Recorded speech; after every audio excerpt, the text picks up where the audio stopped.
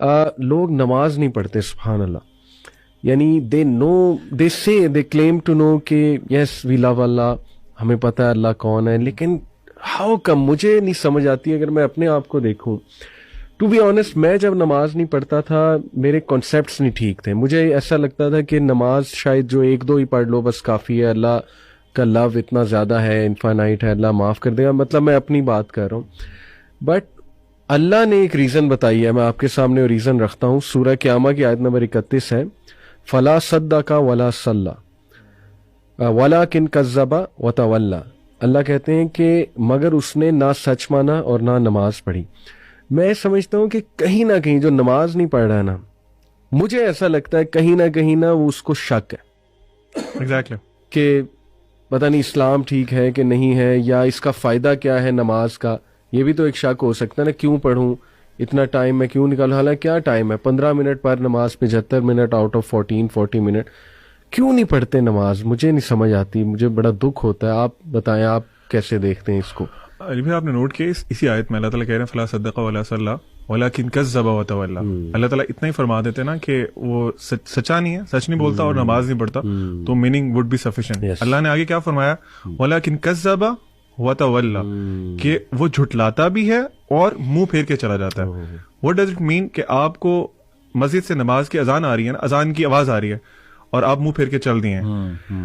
آپ نے جو بات کی نا کہ ہاں ایسا کیوں کرتے ہیں، اس میں نمبر 1 ریزن ہی ہے کہ اللہ تعالیٰ کا پتہ ہی نہیں ہے. میں فار ایگزامپل ایک کمپنی میں جاب کرتا ہوں، مجھے اپنے CEO کا پتہ ہے، اس کی اتھارٹیز پتہ ہے، وہ کیا کر سکتا ہے، وہ کیا کچھ نہیں کر سکتا. میں کبھی، اور وہ مجھے کہتا ہے کہ I have a meeting with you at this time اور یہ اس ٹائم پہ، وہ چاہے ٹائم آف ٹائم ہو، whatever the thing is, میں وہاں لازمی پہنچوں گا. کیوں؟ I know his authority, I know about himself, I know about him, اور مجھے آئیڈیا ہے کہ میں اگر نہیں جاؤں گا تو مجھے he will just kick me out of job. اللہ سبحانہ و تعالیٰ کے بارے میں پتہ ہی نہیں ہے. کیوں پتہ نہیں ہے؟ آپ نے جو ابھی بات کی تھی نا کہ ہم قرآن نہیں پڑھتے، پروفٹ صلی اللہ علیہ وسلم کی ایک بہت خوبصورت حدیث ہے، اس کا ایک پارٹ ہے، اس کا مفہوم یہ ہے کہ اللہ تعالیٰ جو قرآن ہے نا وہ اللہ تعالیٰ کی ایک رسی ہے، جو رسی ایک طرف سے اللہ کے ہاتھ میں ہے جیسے اس کی شان کو لائق ہے، اور دوسری طرف سے وہ ہمارے پاس موجود ہے. اللہ کے نبی صلی اللہ علیہ وسلم نے انسٹرکشن دی کہ ہولڈ آن ٹو اٹ. اگر تم اس کو مضبوطی سے پکڑ کے رکھو گے نا تو تم کبھی گمراہ نہیں ہوگے. ابھی آپ دیکھ لیں کہ ہم لوگوں نے وہ رسی چھوڑی ہوئی ہے. اللہ تعالیٰ از دیئر. اللہ ہم کون موو کیا؟ ہم موو کیا نا اللہ سے دور. تو لیک آف نالج اباؤٹ اللہ سبحانہ و تعالیٰ، اپنے آپ کو قرآن سے ڈسٹینس کر لینا، کیونکہ قرآن انٹروڈیوسز یو ٹو اللہ سبحانہ و تعالیٰ. اگر آپ وہ نہیں کر رہے تو ڈیفینیٹلی آپ کو ڈاؤٹ ہے، آپ کو پتہ ہی نہیں ہے کہ آپ نے کس کی بات نہیں مان رہے، کس کی پکار پہ نماز نہیں پڑھ رہے. اینڈ نماز fixes a lot of your problems اگر اس کو صحیح طرح سے پڑھا جائے.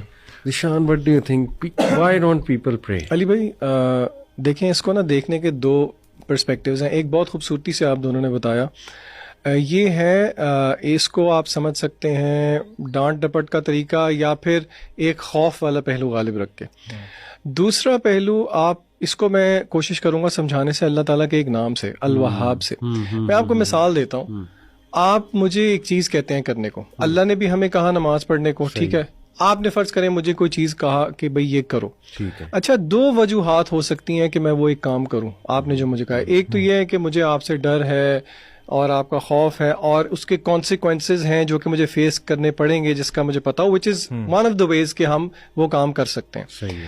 اچھا دوسرا یہ بھی ہو سکتا ہے کہ مجھے پتا نہ ہو اور بعد میں پتا لگے کہ آپ نے میری کتنی چیزوں کا خیال رکھا ہوا ہے.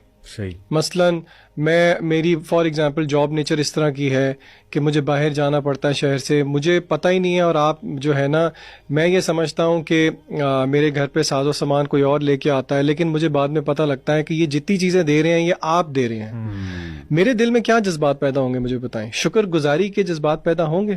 بالکل ہوں گے. آپ اس اعتبار سے واہب ہیں. عربی میں واہب کہتے ہیں گیور کو. اللہ کا نام ہے الوہاب.